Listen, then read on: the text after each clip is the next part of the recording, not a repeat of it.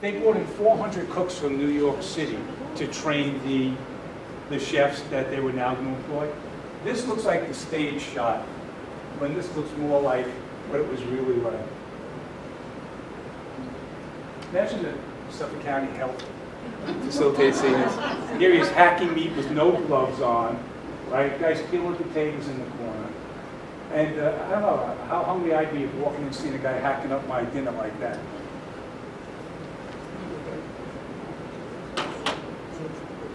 Getting ready for mess.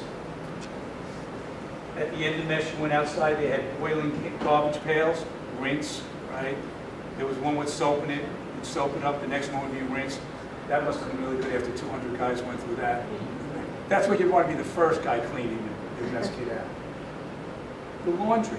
The laundry employed 600 people. It was the largest laundry in the world. They were doing the laundry for 50,000 people a week at a payroll of 10,000.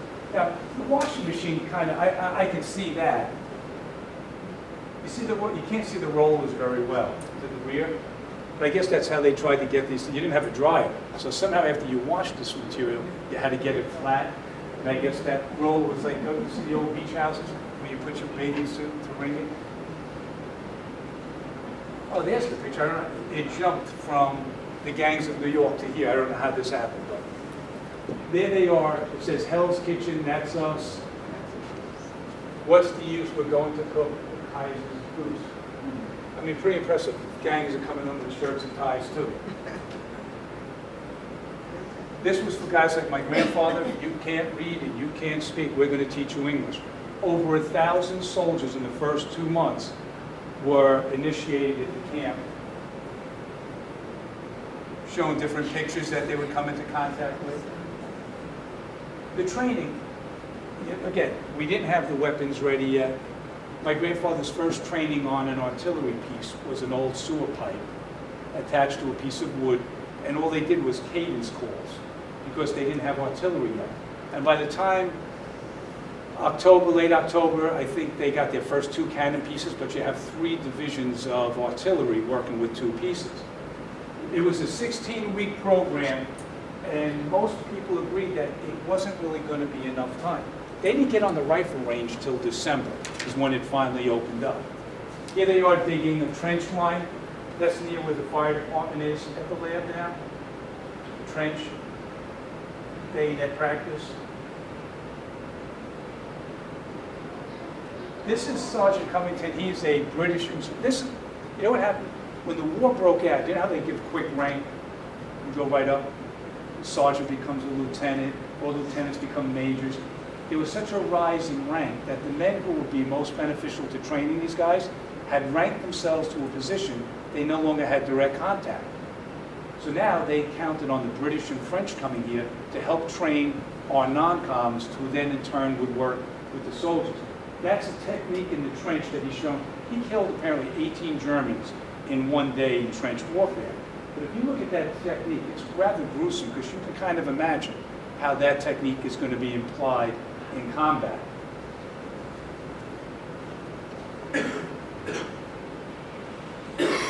That's General Bell at his headquarters. I just found this picture actually 2 days ago, and the archives had just uploaded it. And those are French Blue Devils, mountain troops, coming to Camp Upton, over 100 of them, to help work with our infantry. Regimental inspection. There's the rifle range.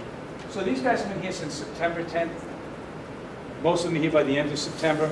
They didn't touch an actual rifle that they could fire to early December. The machine guns. The first rifles that they received said 1898 on them. They were old Craig Jorgensen's from the Spanish-American War. The Colt machine guns were left over from the Spanish-American War. When our boys first went into combat, their helmets would be British-style helmets, British-style Lee Enfield rifles. We would be using their machine guns till we developed our own. The rifle range. Harshest winter that we had in 30, 40 years, but the training had to go on. It didn't matter how cold it was or how much snow was on. gas warfare. The weather vane shows you which way it's blowing, but anytime it came on, these gas masks, they figured you had, from the minute a shell hit near you, you had 11 to 12 seconds to get that gas mask on. Boxing, very popular at the camp, made popular by the lightweight champ of the world, Benny Leonard from New York City. And what Benny's showing you in this picture is, he tried to convince the Army that boxing technique and bayonet technique are compatible. That it's that lift and thrust, and he's showing it here.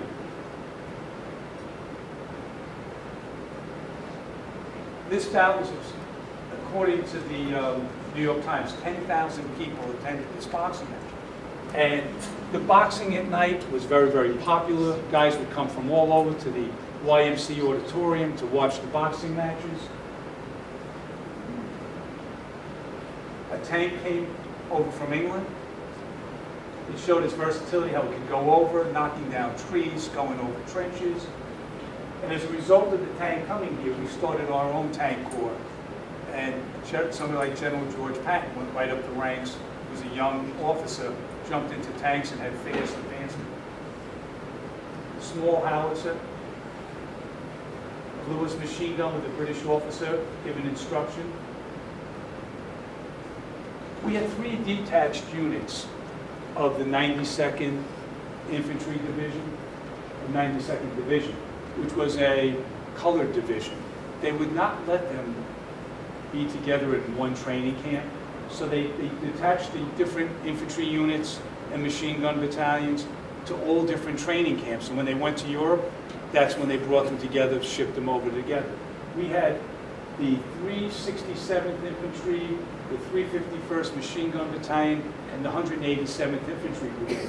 They trained at Upton, and you know, this may not have been the South, but there was still separation in the camp.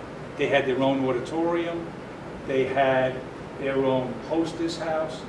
Teddy Roosevelt came to Upton to talk, and he said, I'm talking to an artillery division and the engineers, but he especially asked General Bell, when I'm done, I'd like to have a personal meeting with the 367th Infantry.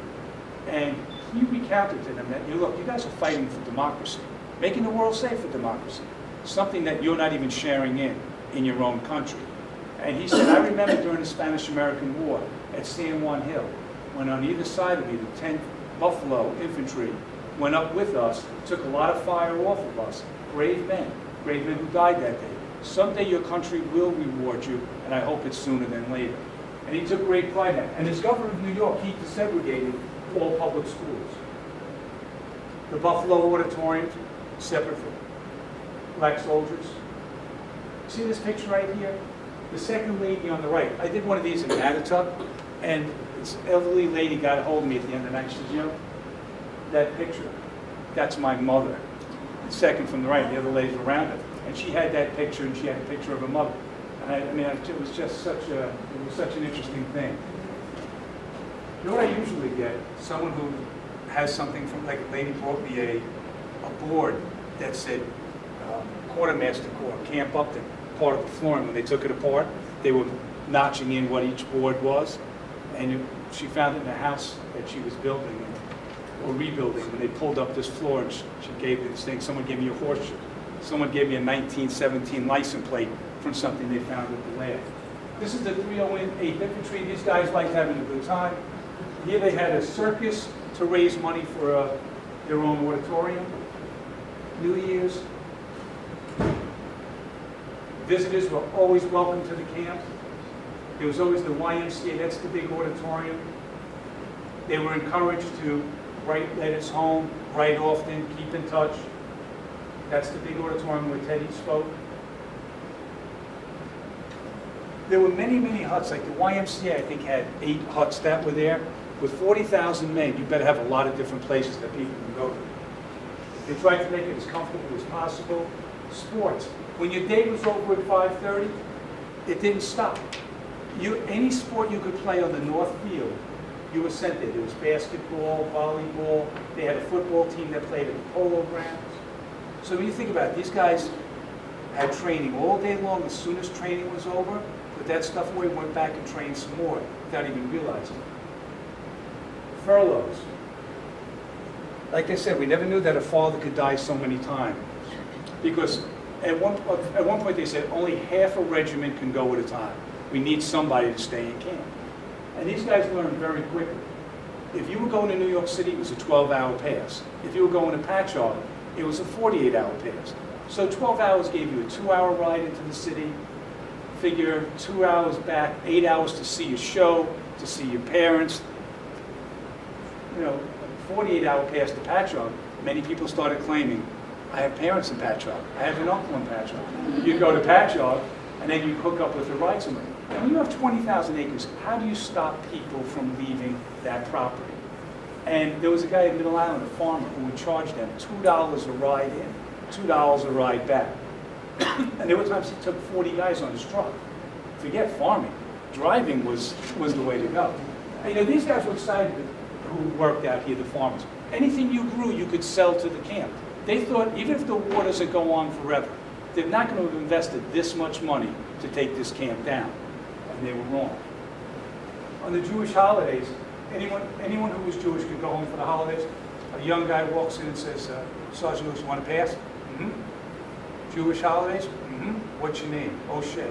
Patrick O'Shea. I would have given him the pass just for being clever. That's the War Department theater that you all know about, Irving Berlin. Irving Berlin was approaching 30. He never thought he'd be drafted. After all, he was so well known with his music. And then he gets his notice, report to Camp Upton. You know, when you act on inspiration, inspiration is not a 9-to-5 job. Sometimes if you're working on something at 3:30 in the morning, you're just working on it. And now he's got to get up at 5:30 like everyone else. He goes to see General Bell and says, you know, General, I know you need another building. I'd gladly make you another building. He said, how would you do this, Private Berlin? I put a show together. He goes, Sergeant Berlin, this is sounding better all the time. What else do you need? Well, I'd like to have my own time schedule, because I need to work when I feel the call. And little did he realize that by getting drafted, as much as he disliked it, it opened a whole new wealth of material for him. And many of his best songs were from when he was in the Army. And his best song was, this was one of his favorites, and you know, they didn't have women in the services then, so they had guys who dressed as girls, and some of them actually liked it. I mean, imagine a guy dressing up as a girl, right? And Yip yip yap hey? Yip yip yap hey. And he wrote this song, God Bless America, and when he wrote it, he just put it in his trunk. He said, you know what, you've got I'm a Yankee Doodle Dandy. This was going to be the end of the show. And he said, there's just so many patriotic songs that this one doesn't have a place yet. And then it was Kate Smith, you know, and everyone knows the story from there. Kate Smith talked to him. The song was, they changed some of the verses, and he had a smash. The school district of Longwood is actually they're getting the material from Rogers and Hammerstein. There's no real play because it was kind of a vaudeville show. And they're going to try and, next year would be the 100th anniversary, and they're going to try and put on the 100th anniversary of Yip Yip Yip Hank at the lab. His last show was in September, and in each show the soldiers always marched like they were marching off to war. This time, his last show, that's exactly what they did. Marched the trainees to the boats. This is the 308th Regiment. I kind of like this, and this quote kind of tells you something that they learned at that camp. You know, I've been learning something here that I couldn't have learned in 10 years of college. It's the simple little truth that a man's a man no matter who or what he is. We have in the company conductors, motormen, bartenders, clerks, college men, laborers, everything you can imagine, living together as we do. Pull some off their high horses and lift up others. They are leveled as if by a steamroller, but some of the good is counterbalanced by the loss of initiative on the part of some. It is wonderful, though, in the way that it shows up men. Good points and bad ones can be spotted immediately. Nothing can be hidden very long. And I think that's, you know, someone who's been in the service understands that. Here they are closing the camp. The war is over. Had a big sale. And by 1927, that's what the camp looked like. They pulled every building down. And those big barracks, people say I have a house from Camp Upton. If it was from the barracks, you didn't have a house. You got the lumber that was taken off. They sold every horse, every mule. That's what was left. Now the question was, what were they going to do with this property? You have Pilgrim State, you almost didn't have it. Because everybody's answer when they didn't want something, put it out in Yaphank, the government owns that land. When they put up the VA in Northport, they said Yaphank is a more suitable place. When Governor Franklin Delano Roosevelt wanted to expand the prison system, he wanted to put it at Yaphank. They wanted to put an airport there, a gun club. They had so many ideas, but along the way, the government never sold the land. They were forced to buy that land, and they offered $300,000. The owners of the land said it's worth like $1 million. The government said it's worth $300,000. They paid $300,000, they got sued, they paid $1 million. So when they were ready to get rid of the property, they put it up for $1 million. The highest bid that came in, $300,000. So the government didn't sell the property, they held on to it. During the Great Depression, the CCC was there, building a little bit of a camp. But we had learned something from World War I. And what we had learned was, you have to be prepared just in case. You don't shut the military down. In 1940, we started drafting people into the service. Even though we weren't involved in anything, we weren't going to get caught like we were in World War I. Flat-footed, nothing in the works. When the CCC got there, they planted 1 million trees, reforesting the area. In 1938, as the war clouds grew darker, those 1 million trees that had been planted got chopped down. That's government efficiency at its best. If you ever go to the lab, you might see white pine trees, and they look in perfect order. Those are some of them that they did not have. World War II was an induction facility. That's the center. It's still there, that building. It was there during the CCC. It was there during World War II. They inducted so many guys, the buildings didn't catch up. They were intense. Joe Louis was there. At first, it was a detainee camp. Mostly German sailors, Italian sailors, all for freighters. And in this guy's case, he was an artist. All of me was going through a messy divorce. His wife had the ultimate revenge. She called the FBI and said he's a Nazi sympathizer. They arrested him. He was put in a detainee camp. He served 5 years in these camps. At the end of the war, they just let him go home. So that's pretty good. Be careful, right? And then the camp had other uses. As an induction facility, it closed down. There was a convalescent hospital for guys who were wounded. They came home, rehabilitated them. The pool is still there. The gymnasium is still there from World War II.